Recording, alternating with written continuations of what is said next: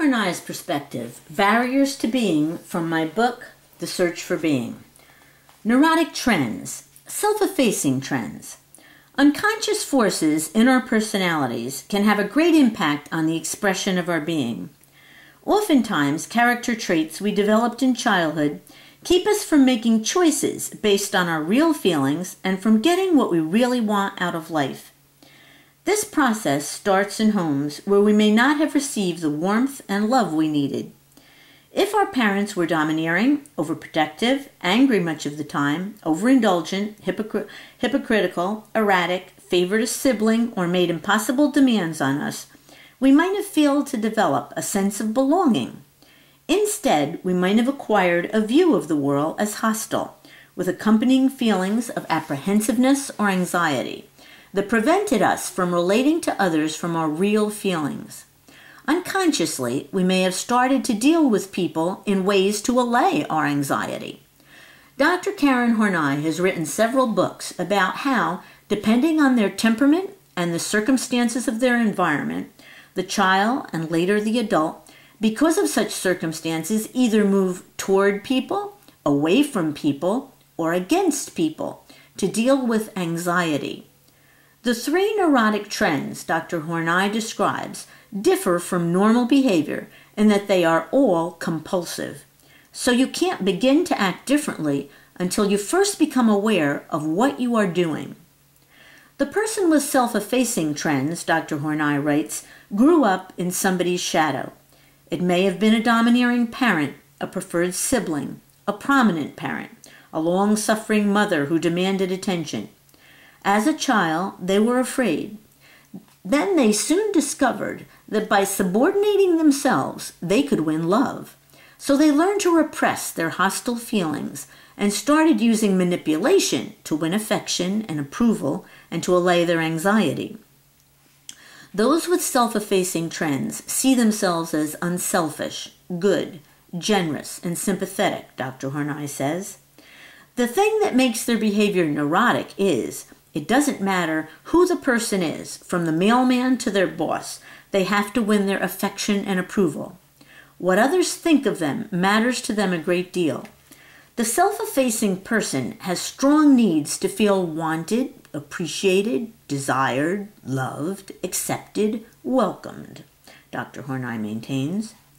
They want to be guided and helped and protected. Unconsciously, they need to feel safe, and everything they do is directed toward that purpose. It's because they're so focused on living up to the expectations of other people that they lose touch with their own feelings. They repress all those feelings that don't fit in with their nice guy or nice girl image. Too often they feel weak and helpless, thinking everybody else is brighter than they are, more attractive, more valuable. Because they repress their hostility, they're at the mercy of more aggressive or arrogant persons. Worse, they risk entering into disastrous relationships because they're attracted to people who possess the characteristics they repress in themselves, attracted to aggressive, arrogant, vindictive persons. Every once in a while, however, those hostile feelings break through and they explode in a temper tantrum. But most of the time, because those with self-effacing trends find it hard to ask for what they want, they manipulate others or express their hostility indirectly in headaches, stomach ailments, and other psychosomatic disorders. Suppressing ambition, Dr. Horney says, those with self-effacing trends expect happiness to automatically come to them through no effort of their own.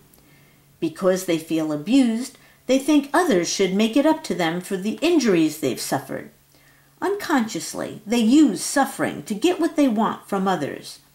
Those with self-effacing trends may lead a satisfying life, Dr. Horney continues, if dedicated to others or a cause. But should they lose the people who make them feel needed, wanted, and liked, or should their cause end, anxiety comes flooding in. If this type is not so lucky to find a situation that meets their neurotic needs, they may suffer from insomnia, anorexia, or panic, according to Dr. Karen Horney. The process of change, though long and difficult, begins by recognizing this neurotic trend in ourselves, Dr. Horney believes.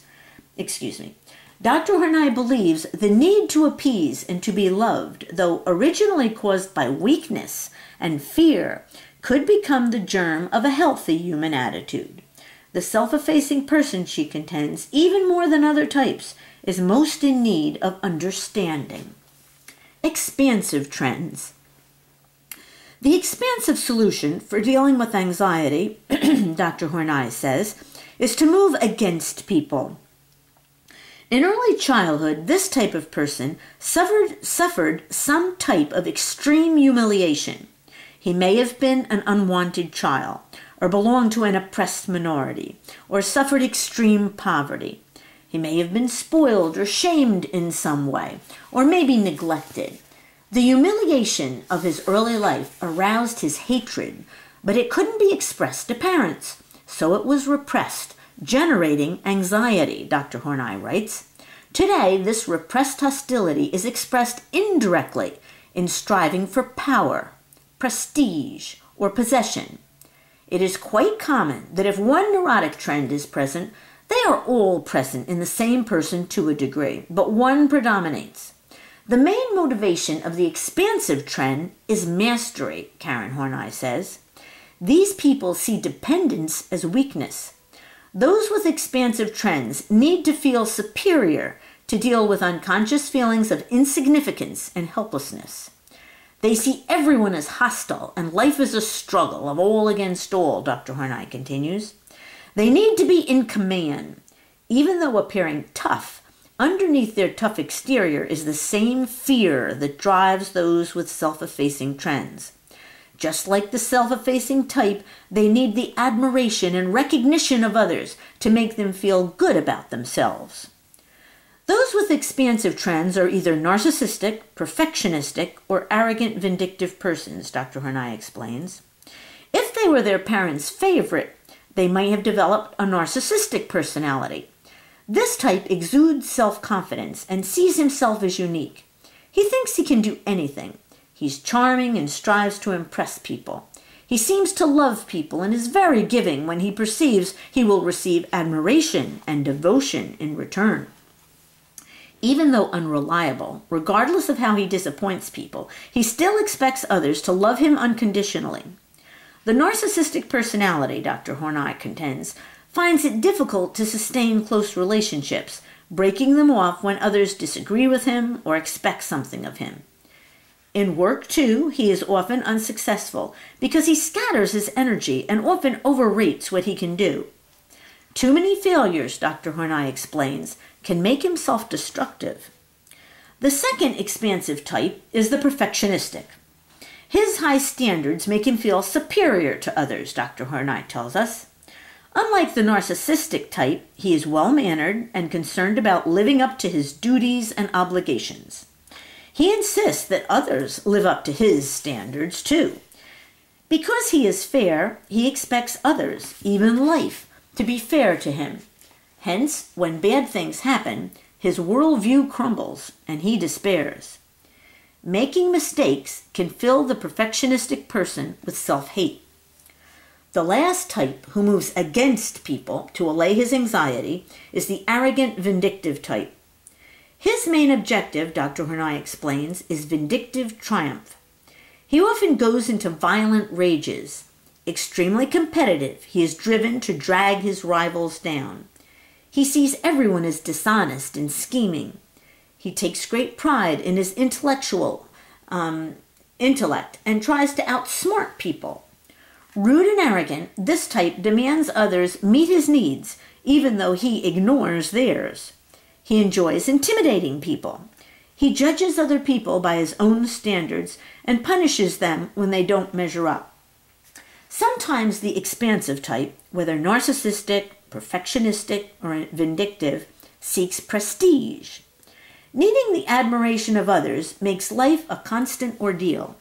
He feels humiliated when admiration is not forthcoming, to fill the emptiness the lack of self-esteem creates. When the desire for prestige is dominant, there is a tendency to humiliate others to vent his repressed hostility. Others with expansive trends strive to accumulate wealth or possession to rescue them from their feelings of helplessness, humiliation, and insignificance. They accumulate things or money to escape their fear of ever being poor, of ever needing to depend on others. Still others with expansive trends seek power to overcome their sense of inferiority and hatred for the injustices done to them. Whether intellectual power, political power, or some other power, in any area he's good at, through power he hopes to quell his painful feelings of helplessness and insignificance. Whether through power, prestige, or possession, all who choose the expansive solutions seek to master life, to conquer their fears and anxieties, Dr. Horney says. They vent their hostility by dominating others, humiliating them, or seeking to deprive them. In the process, they suppress their need for help, sympathy, or care. On the next tape, we'll talk about the third neurotic trend, resignation.